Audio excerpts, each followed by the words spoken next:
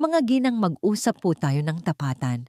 Paano kung sabihin ko sa inyo na ang almusal na inyong inaasahan sa loob ng maraming taon, ang inaakala ninyong perpekto o marahil ay malusog, na panimula ng araw ay palihim na kumakalaban sa inyo at unti-unting sinisira ang inyong sigla at pangkalahatang kagalingan? Mahirap pong lunukin ang katotohanan ito, ngunit ito ang realidad na natutuklasan ng maraming kababaihan na lampas 60 anyos nang huli na ang lahat. Ang pangalan ko po ay Dr. Mila de la Paz at ako ay isang manggagamot na nagpakadalubhasa sa kalusugan ng kababaihan sa loob ng mahigit 3 dekada. Sa aking practice, nagkaroon ako ng pribilehiyong tulungan ang libu-libong kababaihan na tulad ninyo na mabawi ang kanilang kumpiyansa, ang kanilang lakas, at ang sigla na nagbibigay kulay at kahulugan sa buhay. At isa sa mga pinakaunang bagay na tinitingnan ko upang simulan ang paglalakbay na yon ay ang kanilang plato sa almusal. Alam ninyo, karamihan sa atin ay hindi namamalaya na ang ating unang kain sa umaga ang nagtatakda ng tono ng ating mga hormone sa susunod na 24 na oras. Ngunit sa loob ng maraming taon, ipinagbili sa atin ang mga cereal na puno ng mga nakatagong asukal, mga processed meat na kargado ng mga kemikal na nagdudulot ng pamamaga at mga tinatawag na healthy options na tahimik na sumisira sa ating hormonal balance at unti-unting umuubos sa mahalagang enerhiya na inyong inaasahan. At heto po ang pinakamahalagang bahagi. Hindi lang ito tungkol sa pakiramdam na pagod. Ang mga mismong pagkaing ito ang kadalasang salarin sa likod ng pananghalian na pagkahapo, ang lumalapad na baywang at ang pakiramdam na tila na wala na ang inyong kislap. Maaari nilang nakawin ang lakas at sigla na kailangan ninyo para maramdaman ninyo na kayo pa rin ang babaeng kilala ninyo. Ngunit heto po ang magandang balita.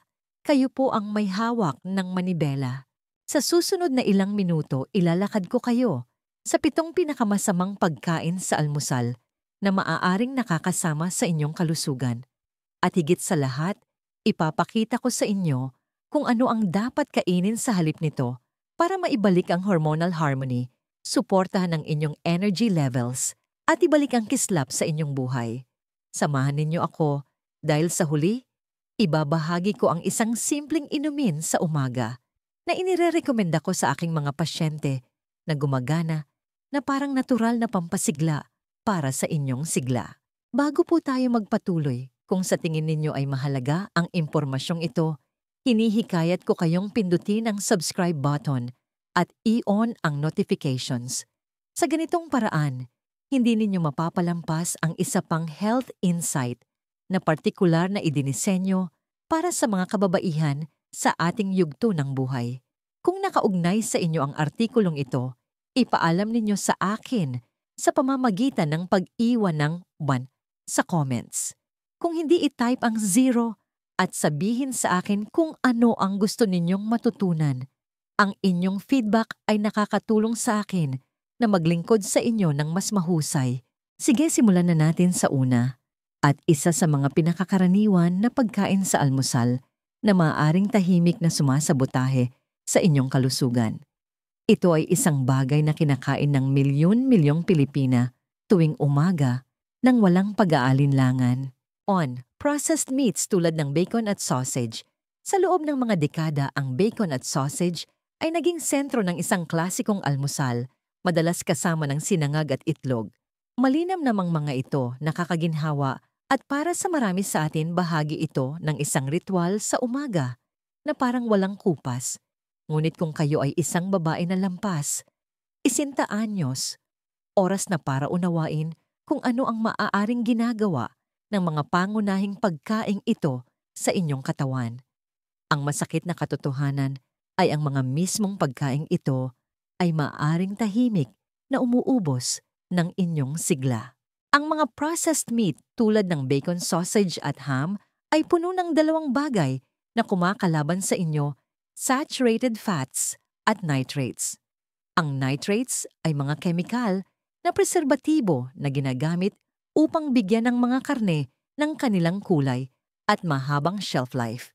Ang mga compound na ito ay maaaring magdulot ng pamamaga sa buong katawan na maaaring magpalala ng pananakit ng kasukasuan at guluhin ang maselang balanse ng hormone na inaasahan ng ating katawan, lalo na pagkatapos ng menopause. Habang tayo ay tumatanda, ang ating katawan ay nagiging mas madaling kapitan sa ganitong uri ng pinsala mula sa pamamaga. Nakita ko na ito nang paulit-ulit sa aking klinika. May isang babaeng pasyente na pupunta sa akin bigo at nag-aalala, nagtataka kung bakit nawala ang kanyang lakas. Bakit siya nahihirapan sa brain fog o pagiging makalimutin at bakit ang kanyang pangkalahatang kumpiyansa ay unti-unting nawawala.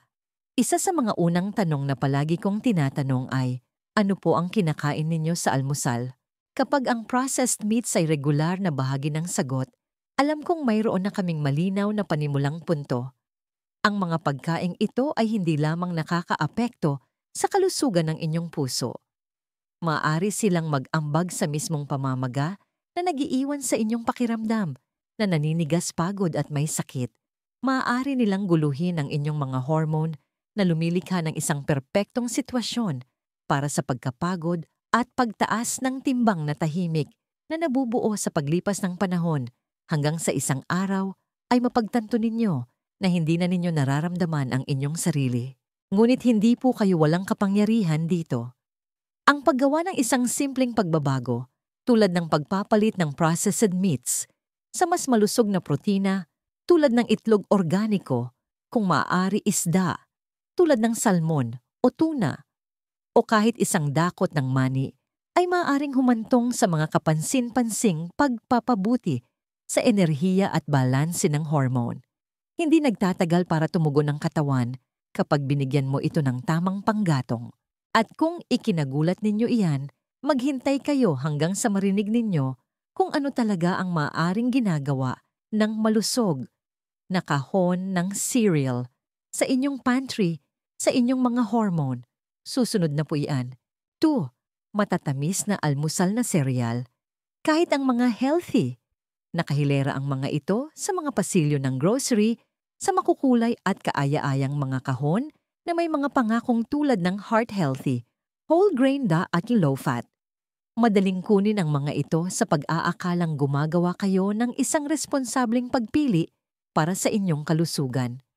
Ngunit ang katotohanan ay karamihan sa mga almusal na sereal, kahit ang mga ipinagbibili bilang malusog, ay isa sa mga pinakamapanlinlang at nakakapinsalang pagkain na maaaring kainin ng isang babaeng lampas. 6.2. Tahimik nilang sinisira ang inyong kalusugang hormonal. Ang panganib ay madalas na nakatago sa harap mismo natin. Ang isang mangkok ng granola raisin bran o iba pang fiber-rich na cereal ay maaaring maglaman ng mas maraming asukal kaysa sa isang donut. Kapag ang asukal na yon ay tumama sa inyong sistema, sa unang bahagi ng umaga, nagdudulot ito ng isang malaking pagtaas sa inyong mga antas ng insulin. Ang pagtaas na ito ay sumisira sa inyong balanse ng hormone at nagtitrigger ng pamamaga sa buong katawan.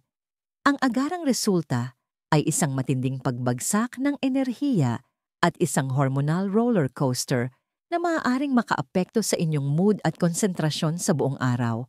Minsan ay may pasyente ako, isang kaibig-ibig na babae na nagngangalang Aling Barbara na nasa mga huling taon ng kanyang 60s na nagsisimula araw-araw sa isang mangkok ng healthy na cereal at skim milk. Siya ay palaging pagod, iritable at nahihirapan sa taba sa tiyan. Nang suriin namin ang kanyang inflammatory markers, mataas ang mga ito. Gumawa kami ng isang simpleng pagbabago, tinanggal namin ang cereal at nagdagdag kami ng dekalidad na protina at malusog na taba sa kanyang morning routine. Sa loob ng 4 na linggo, bumalik ang lakas ni Aling Barbara, naging stable ang kanyang mood at naramdaman niyang kontrolado na niya muli ang kanyang kalusugan. Ang mga cereal na ito ay idinisenyo para sa kaginhawahan, ngunit ang talagang ginagawa nila ay ubusin ang inyong sigla. Ang paunang sugar rush ay maaaring tumagal ng 30 minuto, Ngunit ang hormonal crash na kasunod nito ay maaaring negatibong makaapekto sa inyong buong araw. Sa paglipas ng panahon, unti-unti nitong sinisira ang inyong kagalingan. Kung talagang gusto ninyong baguhin ang mga bagay, palitan ang matamis na mangkok na yon ng tunay na panggatong mga pagkaing may protina, fiber at malusog na taba na nagpapatatag sa inyong mga hormone at nagbibigay ng matagalang enerhiya, magpapasalamat ang inyong katawan. At kung pag-uusapan ang balanse ng hormone, may isa pang pagkain sa almusal na halos lahat ay inaakalang malusog, ngunit maaari itong magdulot sa inyo ng pagbagsak ng enerhiya sa bawat kagat. Maaaring kinain ninyo pa ito kaninang umaga. Pag-usapan natin ito. 3. Puting tinapay at bagels. Para sa maraming kababaihan, ang ilang piraso ng toast o isang toasted na bagel na may cream cheese ay isang simple at nakakaginhawang paraan upang simula ng araw. Mabilis ito, pamilyar at nakakabusog. Ngunit kung kayo ay lampas sa at nagtataka kung bakit ang inyong enerhiya ay hindi na tulad ng dati, oras na para sa isang seryosong pagtingin sa kung ano talaga ang ginagawa ng puting tinapay na yon sa loob ng inyong katawan. Ang puting tinapay at karaniwang mga bagel ay gawa sa highly refined na harina na tinanggalan ng halos lahat ng natural na fiber at sustansya. Kapag kinain ninyo ang mga ito, ang inyong katawan ay mabilis na tinutunaw ang mga ito na ginagawang asukal kaagad sa inyong daluyan ng dugo. Nagdudulot ito ng matinding insulin spike na siyang nagtitrigger ng pamamaga at humahantong sa tinatawag kong hormonal fallout, isang siklo ng pagtaas at pagbagsak ng enerhiya na maaaring mag-iwan sa inyong pakiramdam na pagod at sumpungin. Nakatrabaho ko ang hindi mabilang na mga kababaihan na walang ideya na ang kanilang simpleng bagel sa umaga ay sumasabotahe sa kanilang enerhiya. Isang pasyente, isang retiradong libraryan sa kanyang unang bahagi ng 70s na nagngangalang Tita Carol ay nagsabi sa akin na pakiramdam niya ay flat siya buong araw at tumaba sa bandang tiyan sa kabila ng pagkain ng magaan. Nang alisin namin ang mga puting carbs sa kanyang almusal at pinalitan ito ng mga opsyon na siksik sa sustansya, hindi lamang bumalik ang kanyang lakas, ngunit naramdaman niyang mas matalas ang isip at mas masigla. Ang mga tinapay na ito ay higit pa sa mga empty calories. Sa paglipas ng panahon, nag-aambag sila sa insulin resistance, pamamaga at pagtaas ng timbang sa gitnang bahagi ng katawan. Lahat ng ito ay direktang nakakasagabal sa inyong kalusugang hormonal at pangkalahatang sigla. At hindi tulad ng isang napilayan na kalamnan, ang panloob na pinsalang ito ay nangyayari ng dahan-dahan at tahimik na ginagawa itong mas mapanganib. Kung kumakain pa rin kayo ng puting toast o bagels, tuwing umaga hindi pa huli ang lahat para gumawa ng pagbabago. Pumili ng sprouted grain na tinapay, whole rye o isang mangkok ng oatmeal. Ito ay mga pagkain na nagbibigay ng panggatong sa inyong katawan sa halip na ubusin ito. Ang tamang carbohydrates ay maaring suportahan ang matatag na enerhiya at panatilihing masaya ang inyong mga hormone. Ngunit may isa pang pangunahing pagkain sa almusal na madalas na hindi napapansin. Mukha itong inosente kahit na nakakapresko, ngunit madalas itong walang iba kundi isang baso ng nakatagong asukal na maaaring unti-unting umuubos ng inyong sigla sa bawat higop. Tuklasin natin ito ngayon. 4. Nabibiling orange juice sa tindahan. Ito ay ipinagbili sa loob ng maraming henerasyon bilang perpekto at masayang simula ng araw, puno ng vitamin C at natural na kabutihan. Ngunit para sa mga kababaihang lampas 60, ang baso ng orange juice sa umaga ay maaring magdulot ng mas maraming pinsala kaysa sa kabutihan. Sa katunayan, maaring ito ay isang tahimik na nag-aambag sa inyong pang-araw-araw na pagkapagod at mga hormonal na pakikibaka. Narito ang katotohanan na hindi alam ng karamihan: ang commercial orange juice ay hindi katulad ng pagkain ng isang dalandan. Sa panahon ng pagproseso ang juice ay tinatanggalan ng halos lahat ng natural na fiber ng prutas. Ang fiber ang nagpapabagal sa pagsipsip ng asukal sa inyong katawan. Kung wala ito ang natitira sa inyo, ay halos likidong asukal puno ng fructose na bumabaha sa inyong daluyan ng dugo, nagpapataas ng inyong insulin at nagsisimula ng isang chain reaction ng mga problema sa hormone. Kapag ang inyong mga antas ng insulin ay paulit-ulit na tumataas ang inyong katawan, ay mas madaling kapitan sa pamamaga at pag-iimbak ng taba. Nagkaroon ako ng mga pasyente na pumupunta sa aking opisina na nagrereklamo ng mabagal na enerhiya, sobrang taba sa tiyan at pabago-bagong mood. Madalas silang nagugulat kapag itinuturo ko ang kanilang pang-araw-araw na ugali ng pag-inom ng orange juice bilang bahagi ng problema. Ang sugar spike na yon ay hindi lamang sumisira sa inyong mga hormone, ngunit maaari rin itong magdulot ng pabigat sa inyong atay at mag-ambag sa pamamaga na sumisira sa inyong pangmatagalang kalusugan. Kahit na ang mga juice na may label na no added sugar o 100% pure, ay mataas pa rin sa konsentradong natural na asukal. Ang pag-inom nito sa walang laman na tiyan sa unang bahagi ng umaga ay parang pagbuhos ng gasolina sa isang nag-aapoy na pamamaga. Ang kasunod na pagbagsak ng enerhiya ay maaaring mag-iwan sa inyong pakiramdam na pagod malabo ang isip at walang emosyon sa buong araw. Ang magandang balita ay ang pagpapalit ng juice sa isang mas nakakasuportang inumin ay maaaring magdulot ng malakas na resulta. Subukang simulan ang inyong araw sa isang basong tubig na may piga ng sariwang lemon o kalamansi, isang tasa ng green tea o kahit isang maliit na baso ng diluted na pomegranate juice. Lahat ay nag-hydrate sa inyo habang aktibong sumusuporta sa inyong kalusugan at mga antas ng hormone. Ngunit habang ang juice ay isang likidong bomba ng asukal, may isa pang pagkain sa almusal na pinagsasama ang asukal na yon sa processed fat na ginagawa itong mas masahol pa. Mukha itong hindi nakakapinsala, marahil ay masaya pa nga, ngunit maaring isa ito sa mga pinaka-nakakauubos ng enerhiya na pagkain na maaring kainin ng isang babae. Marahil ay kinain ninyo na ito kasama ng inyong kape. Ilantad natin ito ngayon. 5. Donuts, muffins at mga almusal na pastry.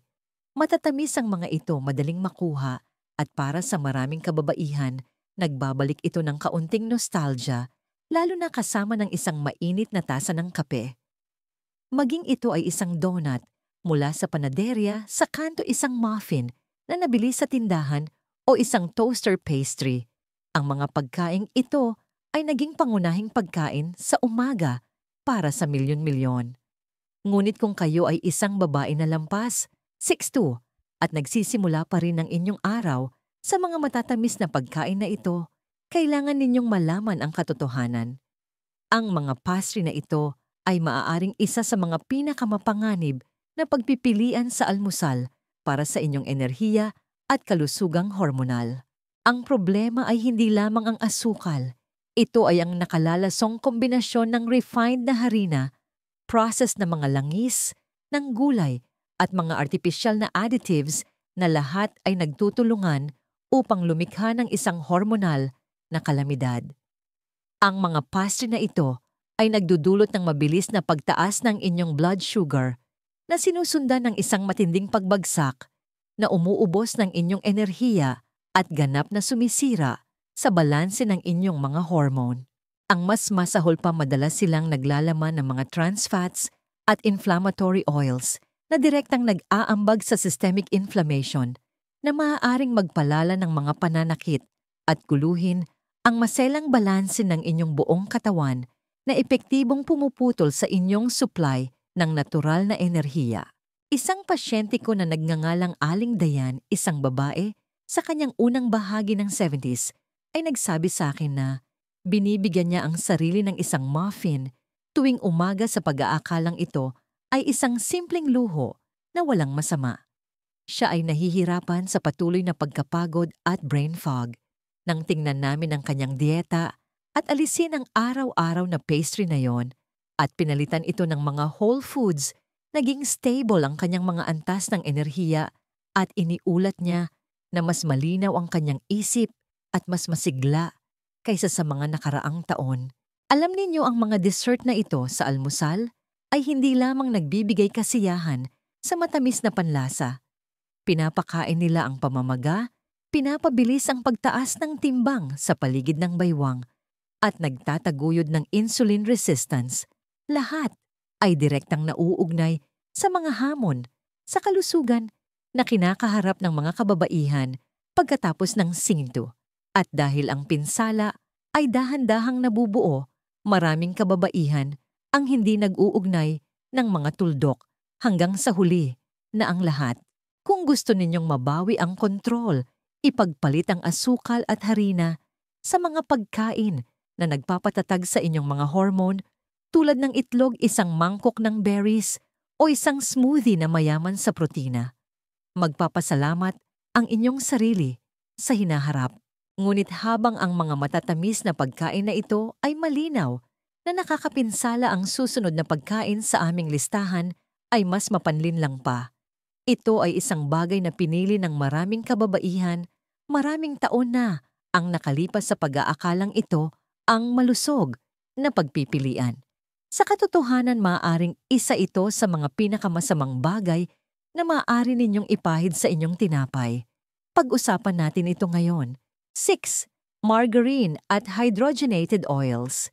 Ilang dekada na ang nakalipas, sinabi sa atin na ang margarine ay ang malusog na alternatibo sa butter. Ito ay cholesterol-free, mabuti para sa puso at moderno. Ngunit para sa mga kababaihang lampas, 6. Ang tinatawag na health food na ito ay maaaring tahimik na nagdudulot ng pinsala kung saan ito pinakamahalaga. Kung nagpapahid pa rin kayo ng margarine sa inyong toast o nagluluto gamit ang hydrogenated oils, kailangan ninyong marinig ito. Ang mga artipisyal na taba na ito ay maaaring tahimik na sumisira sa inyong pangkalahatang kalusugan at sigla. Hindi tulad ng mga natural na taba na nagpapalusog sa inyong katawan, ang margarine ay madalas na puno ng mga trans fats at hydrogenated oils. Ito ay mga sangkap na gawa ng tao sa isang laboratorio upang pahabain ang shelf life ng isang produkto, hindi upang pahabain ang inyong kalusugan. Ang mga artipisyal na taba na ito ay kilalang-kilala sa pagdudulot ng pamamaga at pagsira sa inyong circulatory system. Pinapataas nila ang inyong bad cholesterol LDL at pinapababa ang inyong good cholesterol HDL. Kapag ang inyong mga daluyan ng dugo ay naninigas at namamaga, ang paghahatid ng oxygen at sustansya sa lahat ng inyong mga selula, kabilang ang inyong balat at utak, ay nakompromiso. Isa sa aking mga pasyente, isang 15 anyos na retiradong nurse na nagngangalang Aling Susan, ay nagsabi sa akin na gumagamit siya ng margarine araw-araw sa loob ng maraming taon sa paniniwalang mas mabuti ito para sa kanyang puso.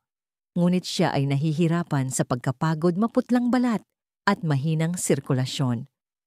Nang palitan namin ang mga artipisyal na taba sa kanyang dieta ng tunay at masustansyang mga mapagkukunan tulad ng olive oil, avocado at grass-fed butter, bumalik ang kanyang enerhiya at sinabi niyang naramdaman niya ang isang kislap na hindi niya naramdaman sa loob ng maraming taon. Mahalagang maunawaan na ang inyong pangkalahatang sigla ay isang salamin ng inyong panloob na kalusugan. Kung ang mga taba na inyong kinakain ay nagdudulot ng mababang antas at talamak na pamamaga, mararamdaman ninyo ito sa inyong mga antas ng enerhiya, sa inyong mga kasukasuan, at makikita pa ninyo ito sa inyong balat. Dahil lang mukhang hindi nakakapinsala ang margarine, ay hindi nangangahulugang ganoon nga. Ang mga hindi nakikitang sangkap na ito ay gumagana sa likod, dahan-dahang sinisira ang inyong enerhiya, ang inyong kumpiyansa, at ang inyong kalidad ng buhay. Ngayon, habang sinisira ng margarine ang inyong mga selula gamit ang masasamang taba, May isa pang pagkain na madalas na matatagpuan sa mga light na pagpipilian sa almusal na gumagawa ng isang bagay na mas masama pa. Nagkukunwari itong health food, ngunit madalas ay isang mangkok lamang ng asukal. At maraming kababaihan ang kumakain nito tuwing umaga ng walang tanong. Tingnan natin ito ng mas malapitan. 7. Mga flavored yogurt. Kahit ang mga low-fat, sa unang tingin ng flavored yogurt ay tila isang matalinong pagpipilian sa almusal. Madaling makuha, madalas na ina-advertise bilang mabuti para sa tiyan, at may mga low-fat na uri. Ngunit para sa mga kababaihang lampas 60 ang tila inosenteng pagkaing ito ay maaaring magdulot ng mas maraming pinsala kaysa sa kabutihan, lalo na pagdating sa pagpapanatili ng matatag na enerhiya at balanse ng hormone. Sa katunayan, ang flavored yogurt ay maaaring isa sa mga pinakahindi napapansing pagkain na dahan-dahang nagnanakaw ng inyong sigla. Karamihan sa mga flavored yogurt ay puno ng mga idinagdag na asukal, artipisyal na pampatamis at preserbatibo. Ang matamis na vanilla o lasa ng prutas na inyong ninanamnam ay madalas na may mataas na halaga, 15 hanggang 25 gramo ng asukal sa isang maliit na lalagyan. Pinapataas nito ang inyong insulin, hinihikayat ang pag-iimbak ng taba sa tiyan at lumilikha ng isang hormonal roller coaster na maaaring mag-iwan sa inyong pakiramdam na pagod at iritable. Upang mas mapalala ang sitwasyon, maraming low-fat o non-fat na yogurt ang nag-aalis ng mismong taba na kailangan ng inyong katawan upang maabsorb ang mga mahahalagang bitamina tulad ng A, D, E at K, i-regulate ang mga hormone at makaramdam ng pagkabusog.